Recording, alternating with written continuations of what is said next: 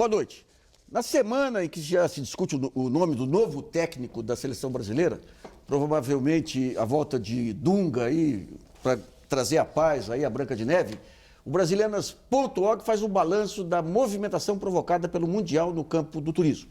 Algumas cidades sedes já divulgaram seus resultados, como Belo Horizonte, que contabilizou uma receita de 450 milhões de reais, e São Paulo, que apontou que os visitantes deixaram algo em torno de 1 bilhão e 800 milhões de reais. Para falar do impacto da Copa no mundo do turismo brasileiro e também os desdobramentos, são nossos convidados o ministro do Turismo, Vinícius Lages, o presidente da Associação Brasileira da Indústria de Hotéis, Henrico Fermi, e em Brasília o presidente da Embratur, Vicente Neto. Também contamos com a colaboração da jornalista Sara Kines, que irá selecionar perguntas enviadas pelos internautas. Lembrando que o programa de hoje foi gravado e as perguntas encaminhadas pelo nosso portal www.brasiliana.org. Nesse primeiro bloco, vamos falar aí da influência da realização da Copa do Mundo para a imagem do país, particularmente das 12 cidades sedes. Mas antes eu queria entender um pouquinho mais o balanço. Ministro, de que forma que é feito esse balanço? Como que se contabilizam os ganhos? São só os gastos diretos dos turistas em hotéis e restaurantes? Como foi feita a estatística aí? Então, boa noite, Luiz. O Ministério do Turismo realiza pesquisas junto com a Embratur regularmente, ao longo de todo o ano. E especialmente nesses mega eventos, nós temos uma pesquisa focada tanto para o público interno, para o turista brasileiro, quanto para o turista internacional, baseado em metodologias já aplicadas em outros eventos similares, como na Copa das Confederações, como na Copa da África do Sul. Então, é uma pesquisa que estima o gasto médio e, através do quantitativo de turistas que são registrados através da Polícia Federal e também da Polícia de Fronteira, nós fazemos aí entrevistas, nós entrevistamos cerca de 6 mil turistas internacionais e cerca de 6 mil turistas nacionais e também quase 500 jornalistas internacionais que tiveram aqui no Brasil. E é em função disso que nós tiramos aí tanto a taxa de aprovação, quanto esse desejo de retornar ao país e também o gasto médio. Tá, filho. Eu queria ver com o Henrico, esse dinheiro, de que forma que ele foi distribuído? Ele foi distribuído especificamente nas cidades sedes, nos restaurantes centrais? Dá para ter uma ideia? Nos hotéis centrais ou ele mobilizou todo o entorno?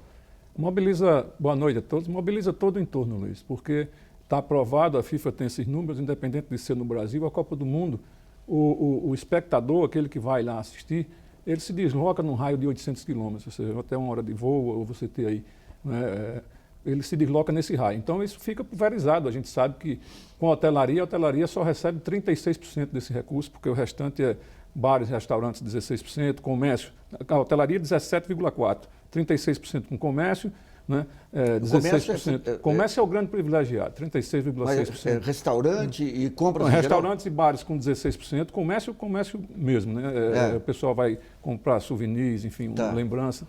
Então, é o grande beneficiado e a hotelaria, ficando com ela, é 17,4%. E o restante pulverizado nos diversos segmentos que compõem a cadeia produtiva do turismo. A gente sabe de muitos casos, pessoas que não vieram por conta daquele terrorismo que se implantou na imprensa mundial até em relação ao Brasil. Dá para estimar o que foi a perda turística aí com esse terrorismo? Na realidade, o que a gente tinha expectativa, que acompanha desde 2007, né, e que nós fechamos os nossos contratos de hotéis em 2007, ou seja, já com preço definido e índice de reajuste definido. Essa conversa foi um equívoco que foi cometido, né, de dizer que o hotel ia subir preço, ia encarecer preço, porque o contrato foi fechado lá em 2007. Mas então por não tinha que como. Prosperava? Não sei. Teve aí e pior que foi gente do governo, né, falando que gente que estava defendendo, que devia defender o nosso setor, o setor do turismo como um todo do Brasil, mas prestou esse serviço. Naquele momento, dizendo isso. Primeiro que não ia ter hotel, depois que ia ter hotel que ia estar caro, depois não ia ter avião, depois o avião era caro. E teve hotel sobrando, teve avião sobrando. Quer dizer, no começo lá atrás falava em trazer navio, né? Então, e não é o caso, não foi o caso de trazer navio, até porque navio está em altíssima temporada na Europa e na América do Norte e não viria nunca para cá nesse momento. Então, na realidade, o bom é a gente falar do lado positivo, é que essa expectativa ela foi atendida, né, do turistas estrangeiros em si, ela até superou as expectativas iniciais, né, superou um pouco, o ministro pode falar bem. Superou as expectativas de 2007? Superou a expectativa de 700 mil turistas internacionais, né, Tá. que vieram. Né, então, foi superada essa expectativa e que o resultado apanhado positivo foi muito bom. Né? Então, isso fez com que o balanço do evento fosse altamente positivo e aí governo, empresariado, sociedade civil organizada, né, andou junto e terminou fazendo o recado. Tá vendo? Eu queria ver com o Vicente Neto, que é presidente da Embratur. Vicente, se fosse... A Embratur é incumbida de fazer os investimentos aí internacionais na imagem do Brasil. Se fosse tentar contabilizar o que foi, digamos, essa divulgação da imagem do Brasil, em minutos de televisão mundial, mas principalmente em consolidação da imagem Brasil, dá para ter uma estimativa aproximada? É um número realmente grandioso. Nós iniciamos, Nassif, boa noite, ministro Vinícius, boa noite, Henrico. Iniciamos essa trajetória de promoção do Brasil com base na plataforma do esporte em 2010, com a Copa da África do Sul. Ali montamos a Casa Brasil, você sabe, levamos junto com a Apex, Ministério do Esporte, Ministério do Turismo, as coisas do país, convidamos jornalistas, visitaram a Casa Brasil mais de 10 mil pessoas, depois em Londres, nos Jogos Olímpicos, uma campanha de ativação muito importante. E nos últimos 2 anos, para a Copa do Mundo no Brasil, visitamos 15 países, foram 20 eventos importantíssimos chamados Go to Brasil e dissemos ao mundo que seria a Copa aqui. Então, a imprensa internacional, ao ter coberto a Copa como fez, bilhões de espectadores mundo afora, recorde de presença no Twitter, no Facebook, conforme foi divulgado amplamente. Isso garante uma exposição midiática para o Brasil que não tem parâmetro, não dá para contabilizar em centímetros de jornal e em horas de transmissão. A FIFA divulgou 73 mil horas, pode ter sido um número maior que isso, em função das reproduções feitas nas festas públicas, nos bares do Brasil e do mundo. Então, realmente um ganho de imagem para o país, que é algo que nunca aconteceu na história desta nação, que precisa ser sustentado a partir da ativação de novas campanhas, a partir desse momento pós-Copa, já linkando com os Jogos Olímpicos de 16 no Rio de Janeiro. Eu quero ver com o ministro, houve um trabalho de coordenação diversificado aí, em várias áreas, segurança, transporte, como, especificamente em relação ao turismo, de que maneira que houve essa preparação, essa articulação com as entidades de classe, aí, com as secretarias estaduais? Como é que foi feito esse modelo? Pois é, a oferta turística efetivamente envolve uma cadeia bastante complexa, desde os prestadores de serviços de traslado, a rede hoteleira, também envolvendo serviços aeroportuários, os diferentes modais, e, sem dúvida, as secretarias de Estado e dos municípios. Não só as secretarias de Estado e municípios do turismo, mas também as demais que atuaram, construindo essa ação integrada dos governos nas 3 esferas. E é importante dizer, você indagava sobre o impacto econômico, que não se deu apenas nas 12 cidades-sedes. Na nossa pesquisa, os turistas visitaram 378 cidades do Brasil, do entorno das grandes cidades, das cidades-sedes, mas também de destinos turísticos já consolidados. Fez parte, portanto, dessa oferta integrada que o país se mostrou de forma tão diversificada, o Norte, o Sul, o Centro-Oeste, Porto Alegre, enfim. Mas voltando à questão da ação integrada. Então, o Ministério do Turismo, através de ações de informação turística, preparando sinalização, melhorando, requalificando os centros de atendimento ao turista junto com... O que são os centros de atendimento ao turista? São pontos fixos de informação para o turista. Então, são centros de atendimento que o turista se desloca, tem rodoviária. São municipais? Em alguns tem gestões, como o caso de São Paulo, tem uns que é de município, tem outros que é do Estado. Então, tem dos 2 casos na grande maioria. No Distrito Federal, só do Distrito Federal. Tem uns móveis também para esse evento. O que vocês fizeram foi fazer articulação? Articulação e financiar, Financiar a requalificação desses centros, a requalificação da sinalização turística, a qualificação profissional. O Ministério do Turismo, junto com as secretarias, matriculou 166 mil pessoas nesse período, em diferentes cursos, desde atendimento ao turista, pessoal ligado à gastronomia, enfim, há línguas também, mais de 22 mil foram preparados em idiomas. Os cursos eram de quanto tempo?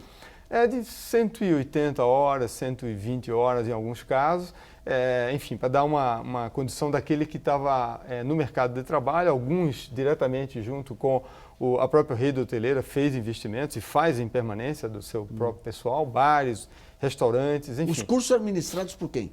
Senac, na grande Vocês articularam esse essa centro de oferta, turismo, através os hotéis, o Senac, as secretarias. Isso, através do Pronatec, que é um programa do governo federal. Mas nós acreditamos que tem uma agenda aí a ser construída, nós temos conversado com o FERM e outras entidades do trade para nós construirmos uma agenda de qualificação profissional para o turismo. O Pronatec foi uma proposta para esse momento. Que é esse programa de ensino técnico aí do governo. De formação permanente, exato. O Pronatec é esse programa. Mas nós queremos criar uma agenda integrada, inclusive pleitear no futuro que a economia de serviços, o turismo, possa fazer parte do Ciências Sem Fronteira. Porque a economia de serviços é uma economia que é demandante de tecnologia. Isso, uma época lá, aquele instituto, tinha um instituto lá em Porto Seguro, que a base de todo o treinamento dele era a certificação. Ou seja, ele dava certificados desde o garçom. Isso. De alguma forma, a certificação, esse conceito de certificação está entrando nessa formação. Sim. Eu acho que a economia de serviços como um todo e a economia do turismo vai passar por um processo de transformação, né? Tanto a partir de demandas mais qualificadas do próprio consumidor, como também dos próprios modelos de negócio. A economia de serviços tem uma baixa barreira de entrada, o indivíduo entra sem precisar de grandes qualificações, mas o mercado está cada vez mais exigente. Um hoteleiro, né, um dono de bar, restaurante, a própria norma, o consumidor está sendo cada vez mais exigente. Então a gente acredita que nós temos aí uma agenda de qualificação a ser implementada, se preparando já também para nós tirarmos notas ainda melhor nos Jogos Olímpicos que vem pela frente. Tá, Felipe. Em termos de pacotes turísticos, que sempre a base do turismo era um pacote, sem integrar diversos eventos e tudo. A indústria do turismo, quer dizer, os agentes de viagem, eles souberam aproveitar, as companhias de aviação souberam desenvolver pacotes à altura aí desse público que veio? Souberam sim. O agente de viagem ele é muito criativo, né? Então, e a malha aérea que foi oferecida, ou seja, né, pelas companhias aéreas, ela teve uma abrangência muito grande, né? Cresceu muito em número de voos. Então, o que na realidade, se bem que o brasileiro em si, ele a Copa não é um período que ele se motive a viajar, né? A lazer e tal. Ele prefere ficar com a família, ele prefere ficar no boteco, né? No boteco, né? Assim, não é uma atividade que você pratica dentro de um quarto de hotel, né? Dentro de um hotel fechado. Sempre você é com mais gente, bastante. Você não assiste o jogo sozinho, muito pouca gente. Mas é com turma, né?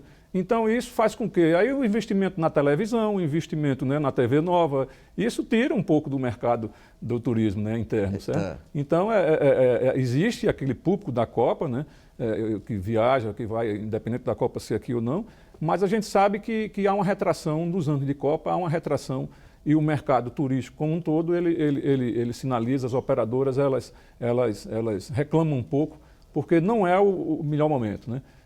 Agora, no que diz respeito às outras benefícios que traz uma Copa, é impossível aqui quantificar, como disse o presidente da Embratur. Agora, digamos, em termos de investimento, que tipo de... Dá para descrever o que é o sistema hoteleiro hoje em relação ao que era antes da Copa? Nós temos hoje 25.800 quinais, ou seja, são CNPJs de hospedagem, né, no país, na média, né, isso é um dado de até janeiro desse ano. Então, houve um incremento. Se você vê alguns cantos, por exemplo, o Rio de Janeiro, 36 novas unidades foram feitas. 36. Né, que o Rio de Janeiro tinha já uma falta de oferta. Né? Recife tem mais de 10 mil quartos que foram feitos também. Então, você tem esses dois destinos, foram os destinos que mais receberam investimento. Belo Horizonte, acima de 30 hotéis, né, que foram feitos, enfim. Você tem uma pulverização. Agora, Natal já tinha uma boa oferta hoteleira, Fortaleza já existia uma boa oferta hoteleira, né, Salvador já tinha também. Então, mas teve destinos que se destacaram mais por conta da oferta que era pouca ainda. Eu queria ver com o Vicente. Em geral, se diz aqui que o Brasil tinha duas portas de entrada de turismo, que era Rio de Janeiro e Foz do Iguaçu. Essa decisão de ter 12 cidades-sedes aí, de alguma maneira, pode diversificar mais os fluxos de turismo, ampliando esses fluxos de turismo? Sim, Nassif, a decisão acertada do governo de promover, a partir desta plataforma do esporte, o desenvolvimento de todas as regiões do país. Quer dizer, 4 capitais do Nordeste recebendo os Jogos da Copa do Mundo. Esse questionamento você acompanhou de perto como jornalista, foi feito desde 2007, por que uma Copa com 12 capitais e não com 8, como queria a FIFA?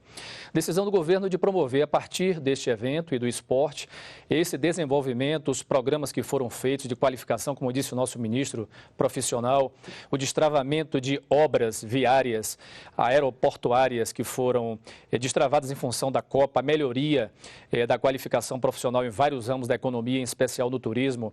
Como disse o presidente da BIH, a possibilidade de novos empreendimentos. Então, serviu para isso e para nós do turismo, que fazemos a promoção lá fora do país, foi realmente muito importante poder circular nesses 15 eventos que eu me referi antes, em muitos países do mundo, levando conosco secretários municipais, secretários estaduais das 12 cidades e estados sede, operadores de turismo, as pessoas que vendem a imagem do país lá fora, diversificando os destinos brasileiros. Então, as portas hoje são realmente várias.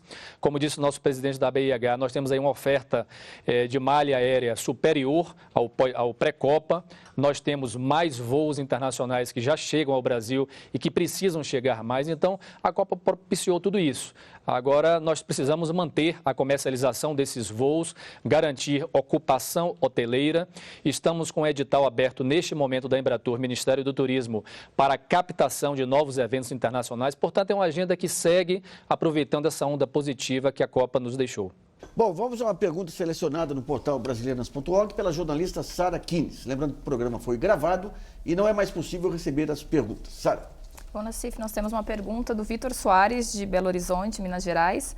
E ele pergunta quais são os fatores negativos em termos gerais, infraestrutura, segurança e serviços, sem os quais poderiam ter elevado os ganhos que o Brasil teve no turismo durante a Copa. E se temos tempo e condições para corrigi-los nas Olimpíadas. Ministro. Então, acho que nesses 3 aspectos, de maneira surpreendente, foram apreciados de forma muito positiva. Bom, você tem os resultados da pesquisa, né? Isso. A nossa pesquisa mostra que segurança foi aprovada tanto pelo turista brasileiro internacional como também dos jornalistas, no aspecto mobilidade, na questão informação. Claro que o Brasil tem que avançar na qualificação profissional. Telecomunicações não houve esse é um negativa? Ponto, mas eu não diria que isso prejudicou a experiência turística, porque o fundamental é a nota final, né?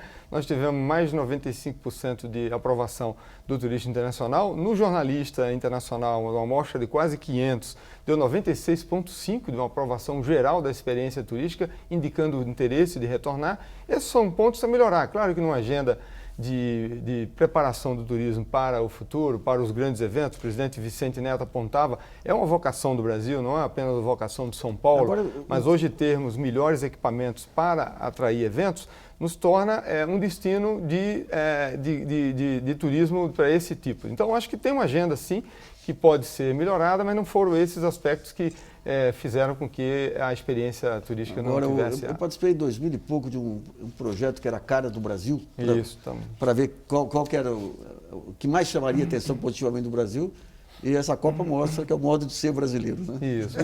Eu estava junto, eu estava no Sebrae, coordenei esse projeto. A própria Embratur, o presidente Vicente Neto, tem essa informação com mais detalhe. O Plano Aquarela, Domênico de Masi, o Plano Aquarela também aponta isso. O Brasil já tinha como hipótese, tanto a Embratur quanto o Ministério, de que o melhor do Brasil está mesmo na hospitalidade do nosso povo. Se nós profissionalizarmos, então, e dermos a dimensão tão diversa da nossa cultura a essa experiência, a gente não tem que nos pegue. Não tem para ninguém, né? Vamos para o primeiro intervalo e brasileiras.org volta logo.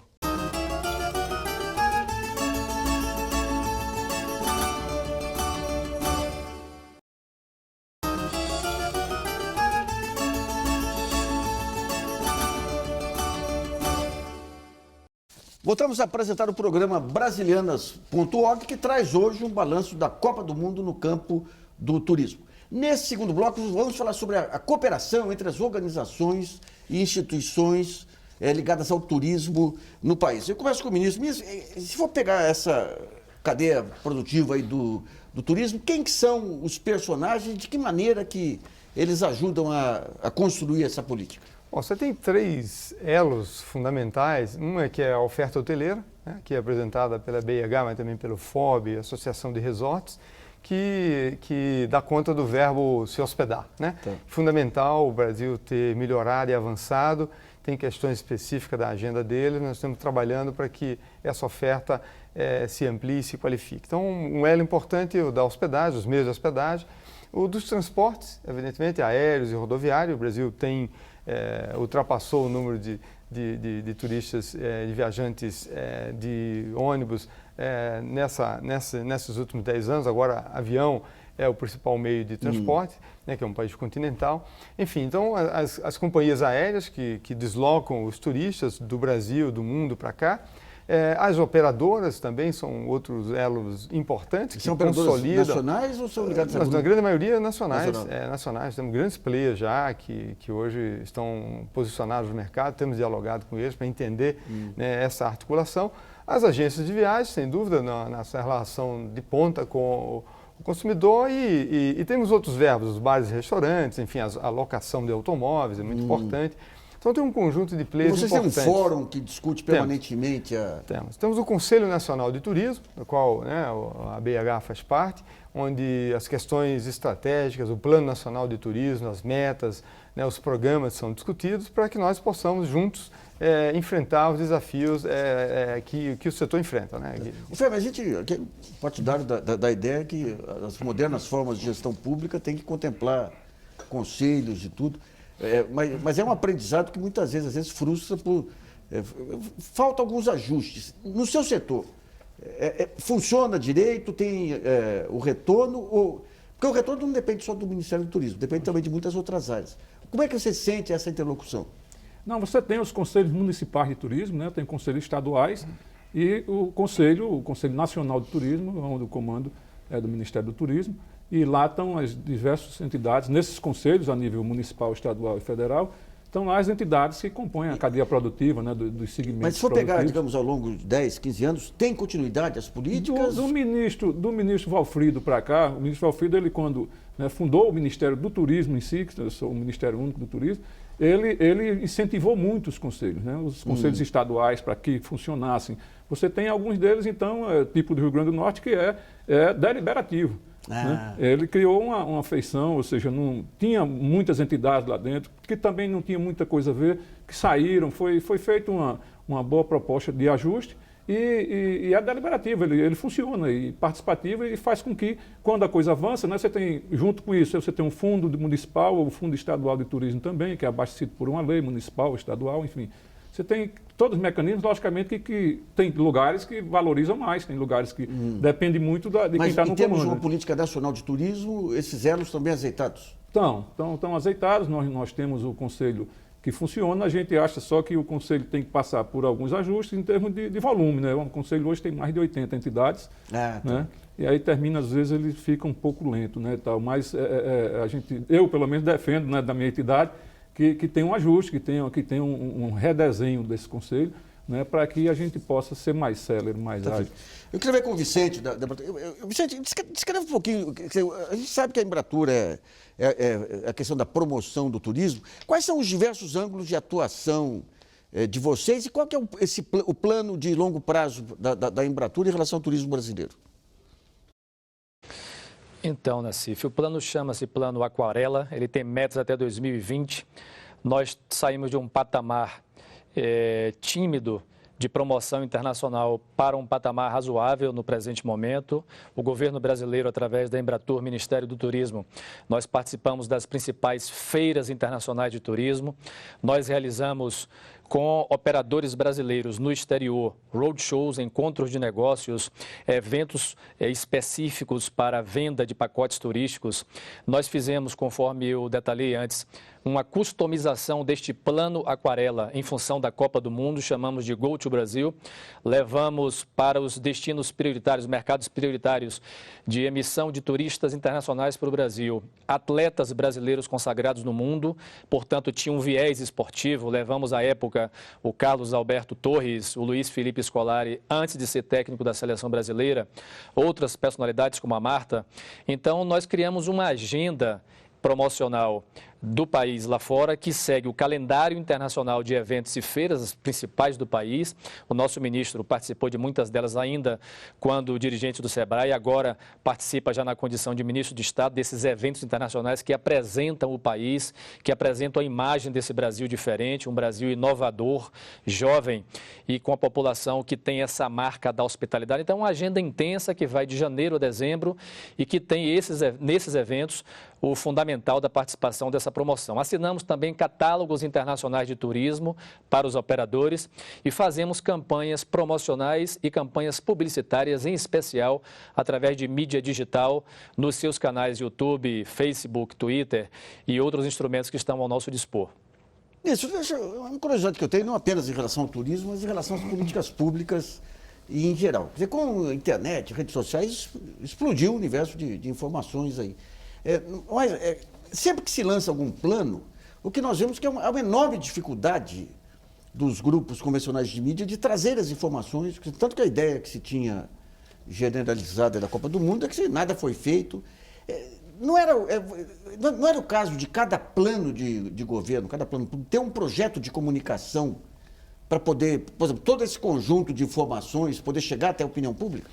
Sem dúvida. Eu acho que essa é uma dimensão fundamental da gestão pública, é dar conta do que faz, quer dizer, trabalhar para as partes interessadas, comunicando, por mais que a SECOM, da parte na coordenação do governo federal e os próprios ministérios e a própria Embratur tenha uma relação com a mídia, ela tem cada vez mais uma segmentação que precisa ser explorada, né? Nós do Ministério, o Embratur também, temos investindo muito nos novos canais, esses das redes sociais. Mas vocês têm uma agência de informações de vocês para alimentar? Porque hoje em dia, com a internet, acabou aquela questão do jornal ser o dono da informação. Hoje você tem a agência Senado, você tem a agência, várias agências aí, TCU e tudo. Vocês têm uma agência para gerar... Então, estamos trabalhando nessa... Primeiro, era criar uma relação com um público da rede social, e nós saímos de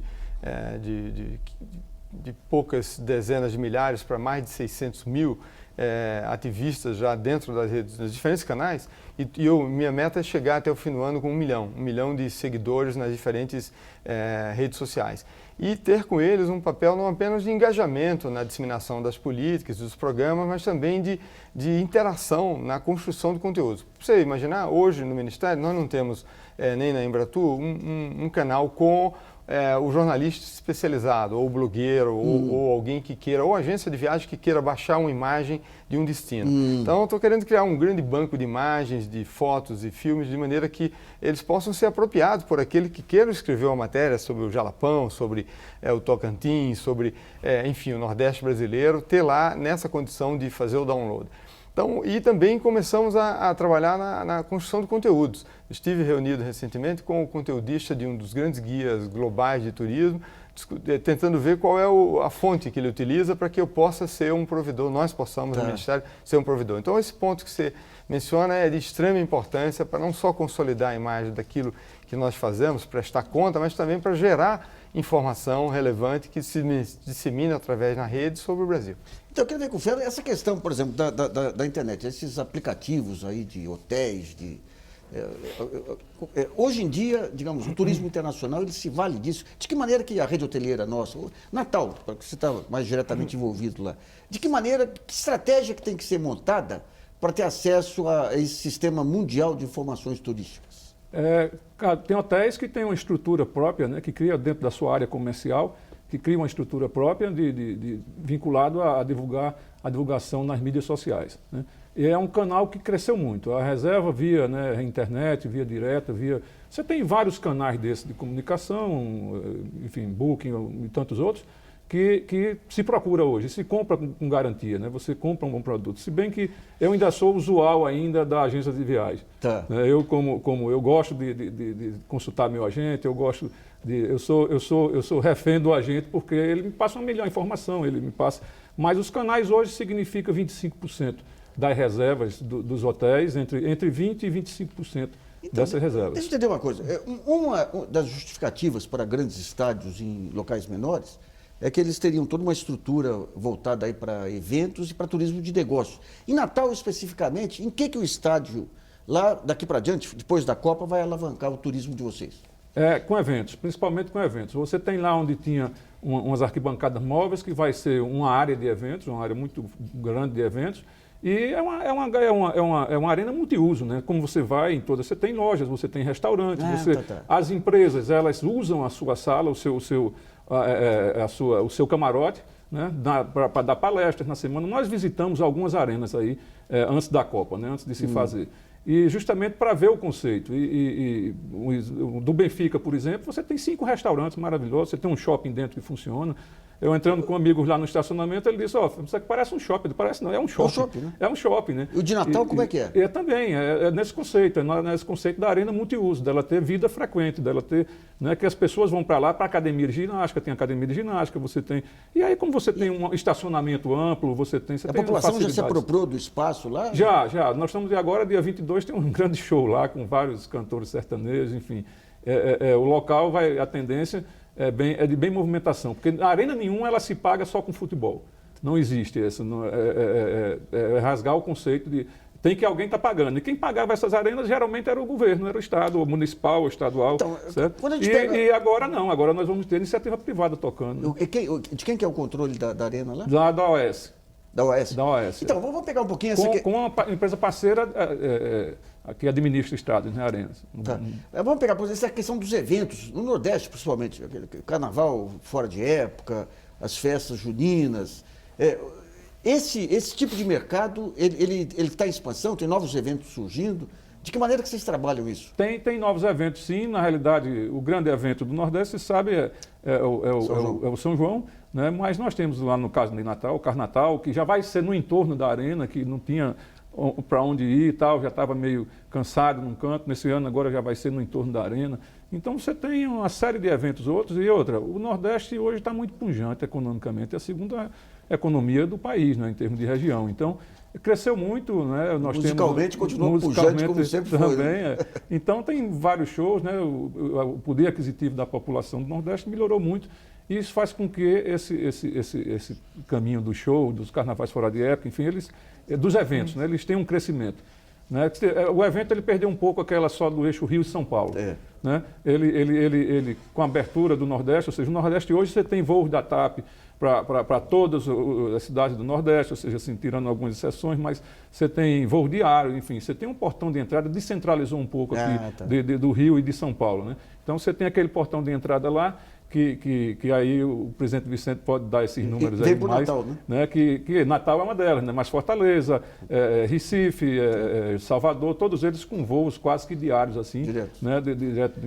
Vamos a mais uma pergunta selecionada no portal brasileiros.org pela jornalista Sara Kines. Lembrando que o programa já foi gravado e não será mais possível receber perguntas. Sara. Bom, Nassif, nós temos uma pergunta do Lauro, do Rio de Janeiro, capital.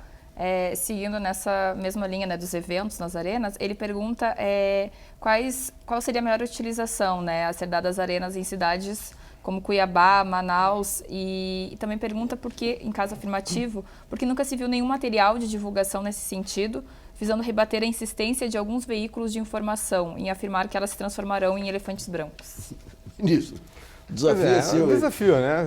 A guerra da mídia, quer dizer, nós tivemos um cenário catastrófico, para se contrapor com ele, você tinha que ter gasto muita munição. O choque de realidade mostrou que nós não só não estávamos preparados e tínhamos capacidade de gerenciar esse grande evento, como também o mundo saiu daqui encantado com o Brasil.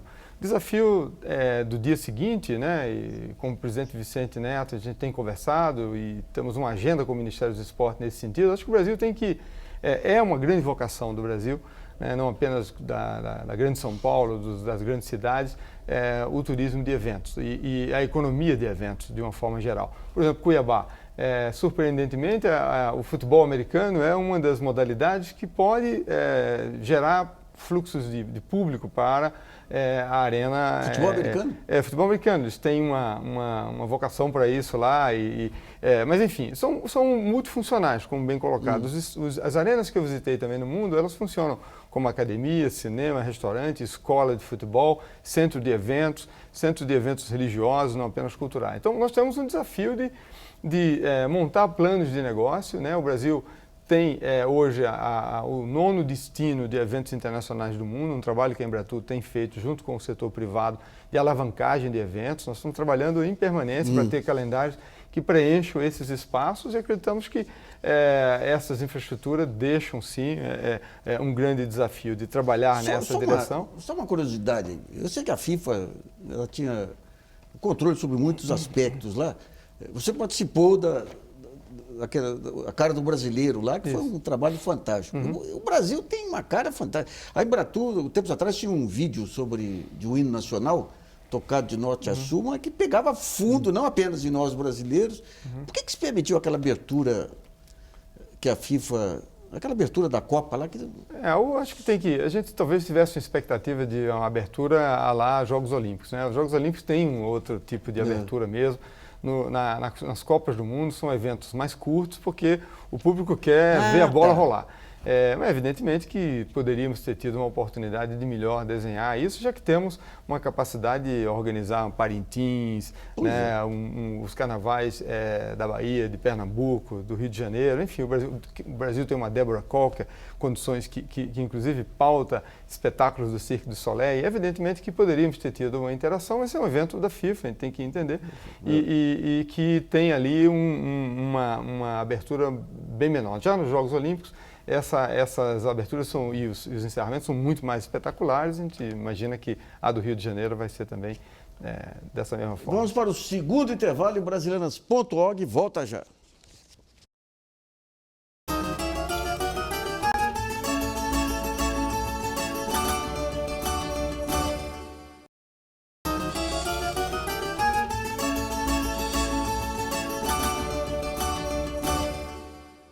Voltamos a apresentar o programa Brasileiras.org, que hoje faz um balanço da Copa do Mundo no campo do turismo. Nesse terceiro e último bloco, vamos tratar das políticas públicas e ações da iniciativa privada que podem melhorar o ambiente do turismo internacional.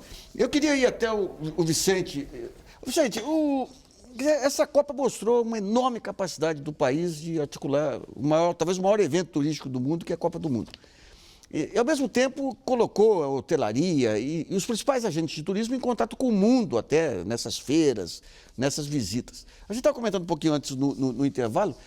O Brasil, não está na hora do Brasil começar a ter controle, criar os seus próprios eventos internacionais, para não ficar reboque de FIFA e tudo mais? É importante dizer, Nassif, que a Embratur, através do Ministério do Turismo, nós monitoramos os mercados internacionais no que diz respeito a esse corte do turismo. Nós temos 13 escritórios brasileiros no exterior e temos escritórios de relações públicas nos 5 continentes, para entender as novas tendências, perceber as opiniões que circulam e poder adaptar o produto turístico brasileiro a essas novas nuances que aqui e ali, por fatores econômicos, por fatores políticos, acabam mexendo na agenda do turismo.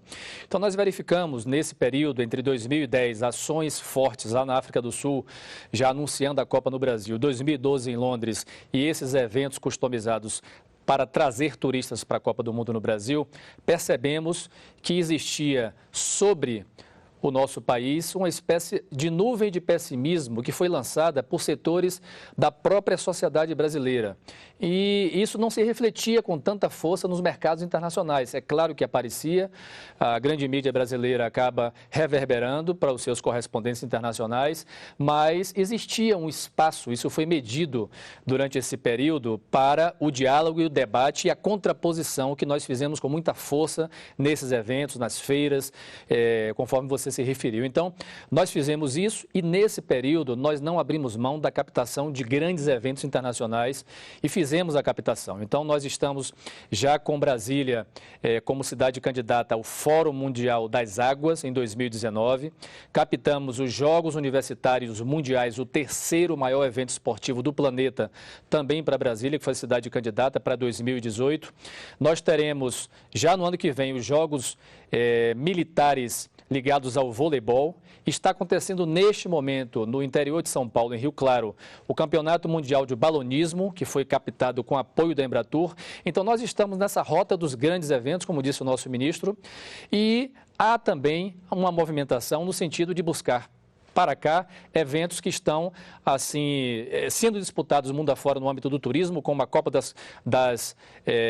a Copa das Confederações, a Copa América, como Mundial Interclubes na área do esporte e eventos relacionados à área médica. Fomos procurados pelo Convention Bureau de São Paulo para disputarmos um congresso médico. Você sabe que nessa área são milhares de médicos, a depender da especialidade, que acorrem para os países que captam esses eventos. Então, estamos na rota da captação dos eventos e, no caso do Brasil, os organizadores de eventos internacionais também têm procurado a nós e a outros órgãos do governo para a nossa participação. O grande momento nosso, até os Jogos Olímpicos, será a participação do Brasil numa feira internacional chamada Expo Milão 2015, ano que vem, onde o nosso ministro está nessa coordenação. Mostraremos para o mundo esse Brasil que sai da Copa do Mundo como um país diferente, com o brasileiro como centro dessa promoção. Uma feira de 6 meses, uma feira em Milão com grande participação de vários países do mundo, que nós participaremos como governo, junto com outros players participantes do mercado que vão nos acompanhar neste evento importante. Ministro, a internet e as redes sociais, elas permitem a formação de grupos de interesse em tudo quanto é área. Aí, né? Você tem... o turismo, ele vive muito desses relacionamentos. O senhor mencionava aqui no intervalo essa questão de campeonatos étnicos, Olimpíadas de Índios. A gente sabe que o Brasil, além da tradição de festas e tudo, tem uma tradição mística mundial. Mundial, misticismo brasileiro aqui. Uhum. E tem outras características. De que maneira que se pode mapear, digamos, essas possibilidades para transformar em eventos em que o país seja o núcleo desses eventos? Pois é, um grande salto é nós sermos protagonistas e sermos quem detém, digamos, a marca e esse modelo de negócio. A Rock in Rio é um exemplo, né? De um evento que se consolida no Rio de Janeiro e que se internacionaliza, né? O presidente Vicente Neto esteve recentemente na versão Rock in Rio Lisboa, né? Mostrando que o Brasil é capaz de formatar eventos dessa magnitude e levar não só o know-how brasileiro, mas também daí gerar fluxos na medida em que isso retorna quando o Rock in Rio se realiza no Brasil. E aí você tem razão, nós temos uma multiplicidade de temas que podemos explorar ainda mais. Eu acredito que o turismo brasileiro ele deve cada vez mais se integrar a uma estratégia de posicionamento do Brasil de forma intersetorial. Nós somos um grande produtor de alimentos e seremos pelas próximas décadas, né, o grande produtor de alimentos do mundo. Nós temos que aproveitar que temos também grandes chefes e temos uma capacidade cada vez mais de transformar esses produtos em alimentos consumidos em bares, restaurantes, botecos, uma grande cultura de bares, botecos, e nós criarmos eventos de importância mundial na área da alimentação, da ciência, da tecnologia aplicada aos alimentos, mas também da gastronomia. Na área da cultura, música, você que é um músico... Aquele boteco, comida de boteco em Belo Horizonte... Pois é uma beleza, né? Quer dizer, você pode formatar um evento que pode circular o mundo inteiro, né? A partir de produtos ou dessa formatação. Agora, a formulação, o que seria? Seria do Ministério? Seria de um órgão que nem Embratur? Seria... Eu acho que juntos, né? Na verdade, para a economia de serviços, de uma forma geral, o Brasil precisa de uma política que organize essas possibilidades, né? E, a exemplo do que foi feito para o agronegócio. Eu miro muito no exemplo do agronegócio. Foi um setor que na década de 60 tinha as vantagens comparativas que nós temos hoje para o turismo e que as transformou em vantagens competitivas, né? Com plano safra, com pesquisa, financiamento, uma capacidade de promover essa produção. Então, eu tenho muitas lições para tirar se for para a economia de serviços. Por exemplo, um olhar, se nós nos interessarmos mais pelos negócios da economia de serviços turísticos, nós vamos ter dentro do Ministério, e eu tenho estimulado a minha equipe a ter esse olhar para o mercado, para ver quais são hoje os novos modelos de negócios na hotelaria, nos bares e restaurantes, nos serviços de entretenimento, que poderiam estar sendo estimulados e crescendo a ponto de se transformar num grande negócio. Essa capacidade de licenciar, de franquear esses pequenos formatos. Às vezes é um negócio simples, como uma tratoria, um pequeno café, um pequeno boteco, ou mesmo uma modalidade de fruição turística que foi criada aqui. Dá prêmios para a inovação. O mundo Austrália, Nova Zelândia, o Canadá dão prêmios para quem inovar na área do turismo, com novas modalidades, novos formatos, enfim. Eu acho que só aí, tendo esse olhar, nós vamos estar em permanência identificando quais são os embriões dos novos Círios de Nazaré, quais são os embriões dos novos Parintins, dos novos peão de boiadeiro, hoje, do forró. Se surgiu um negócio desse, você já tem todo um know-how para viabilizar rapidamente. Rapidamente. A capacidade de cenarizar, a capacidade de organizar como negócio, né? Porque se você olha Parintins, olha Círio de Nazaré, olha o forró do Nordeste, olha o carnaval fora de época, olha o carnaval mesmo, né? E os diferentes eventos religiosos que acontecem no Brasil, tem aí por trás uma cadeia de organização desses negócios. A questão é estimularmos que mais e mais desses eventos se transformem num evento como o Rock in Rio, que consegue hoje exportar serviços para o mundo. Aliás, quando começou esse terrorismo, tem um bom cientista social da USP que escreveu no Valor, falou assim, é uma maluquice essa aposta que vai dar errado. Porque nós já temos... Você já acolhe aqui, Parada Gay aqui, Parintins ali, o Carnaval do Rio... Círio de Nazaré, 2 milhões, né? Mas que tiro do pé, né? Em relação à hotelaria, essa questão da capacitação da mão de obra, tudo bem que houve um esforço concentrado, mas em tempo restrito. Essa internacionalização da hotelaria, o pessoal falando inglês, tudo, vai ter mudanças estruturais ou ficou muito restrito a esse período da Copa? É um desafio que continua, né? Ele continua, até porque, como diz, a gente já tem intrinsecamente o bem receber dentro do brasileiro. Na hora que esse brasileiro está qualificado, né? Além do abraço, do aperto de mão, ele saiba falar com fluência o seu segundo idioma, o segundo ou terceiro idioma, então isso vai, principalmente no que diz respeito à língua, a questão da língua, que nós temos uma deficiência muito grande. Agora, para preparar uma pessoa leiga aí para ser para trabalhar na questão da hotelaria e turismo, qual é o tempo mínimo necessário? Eu creio que você tem que trabalhar aí, e a gente tem alguns exemplos já que estão sendo feitos, de capacitação e, se possível, também, como premiação, mandar essa pessoa para fora.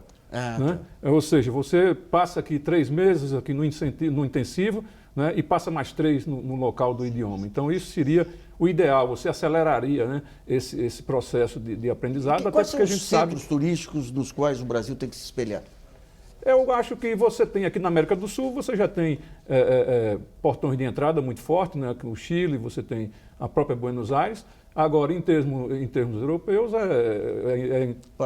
Paris, né, ou seja, não na receptividade do povo, que não tem. Né? Paris tinha até eles diminuíram agora um pouco aquela história de querer falar francês com ele, tem que falar, a obrigação de falar francês. Né? Mas aí já mudaram, já melhoraram. Mas, assim, igual a gente, assim, é difícil, não tem, não. Assim, o bem receber do brasileiro. Né? Vamos a mais uma pergunta selecionada no portal brasileiras.org pela jornalista Sara Kines. Sara. Nós temos uma pergunta da Daniela Mendes, do Rio de Janeiro, e ela quer saber se o Ministério tem estudos de quanto o Brasil pode arrecadar com a melhora dos serviços de turismo. Ou seja, quanto o Brasil atrai hoje de recursos com turismo e qual é o teto que poderia alcançar. Eu queria acrescentar só mais uma questão. Essa questão do câmbio aí, porque... De cara, quando os jornalistas chegaram, o primeiro choque foi preço, e preço a gente sabe que tem uma ligação com câmbio também. Né? O custo do turismo aqui não é muito alto ainda? Esse é um ponto de atenção, é um desafio que nós temos, sem dúvida, porque pode não só inibir o fluxo de turistas internacionais para o país, mas, sobretudo, estimular que brasileiros viajem para fora, e, sobretudo, para turismo de compra, como é o caso específico da Flórida e também para a Europa. Eu diria que o Brasil hoje tem no PIB turístico 3,7%, né, e pode atingir as médias mundiais facilmente na próxima década, atingindo aí pelo menos entre 6 a 9, depende de investimentos. Hoje é em torno de 80 bilhões de dólares aproximadamente, né, do PIB direto. Se olharmos o quanto o turismo articula das cadeias, né, um hotel, por exemplo, hotel tem compra ar-condicionado, geladeira, lençol, cama, mobiliário, alimentação, enfim, tem todo um encadeamento com a área industrial e agroalimentar importante. Então, se você somar o turismo é um pouco mais do que o 3,7.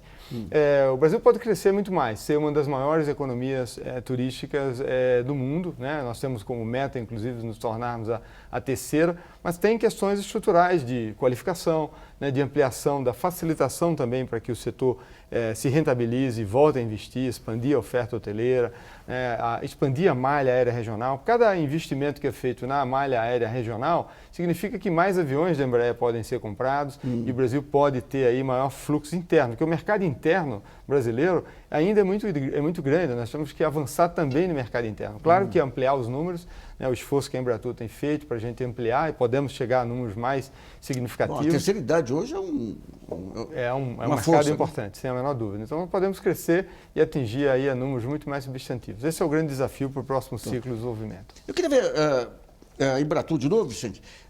Você tem um desafio aí de explorar a diversidade brasileira. De que maneira que vocês articulam para casar, digamos, a imagem de diversidade com as informações de cada centro turístico, aí, de cada região do Brasil, de cada característica brasileira? Nós temos, junto ao Ministério do Turismo, Nassif, a definição de 65 destinos prioritários. São cidades brasileiras, são locos que têm vocação turística, infraestrutura para receber, mão de obra qualificada, e esses destinos têm sido promovidos, destinos importantes das várias regiões do país e que nós temos buscado garantir a divulgação desse mercado diversificado, conforme você disse. Então, cidades como Bonito, no Mato Grosso do Sul, uma cidade que ganhou prêmio mundial de turismo de aventura, de ecoturismo, e que acabou de sediar um seminário internacional tratando do tema. Nosso ministro esteve lá. Então, cidades que têm vocação para o turismo religioso. Conversamos recentemente com o padre, que é o padre lá do Cristo Redentor, interessadíssimo no tema do turismo religioso. Infelizmente, o programa Brasilianas.org está chegando ao fim, sobre o balanço da Copa do Mundo no campo do turismo. Agradeço a participação do ministro do Turismo, Vinícius Lage, do presidente da Associação Brasileira da Indústria de Hotéis, Henrico Fermi, e do presidente da Embratur, Vicente Neto. E também agradeço a colaboração da jornalista Sara Quines e de você que nos acompanhou em mais essa edição. E continue mandando sugestões, textos e vídeos para o portal www.brasilianas.org. Esse espaço aqui também é seu. E voltamos na próxima segunda-feira, às 8 da noite.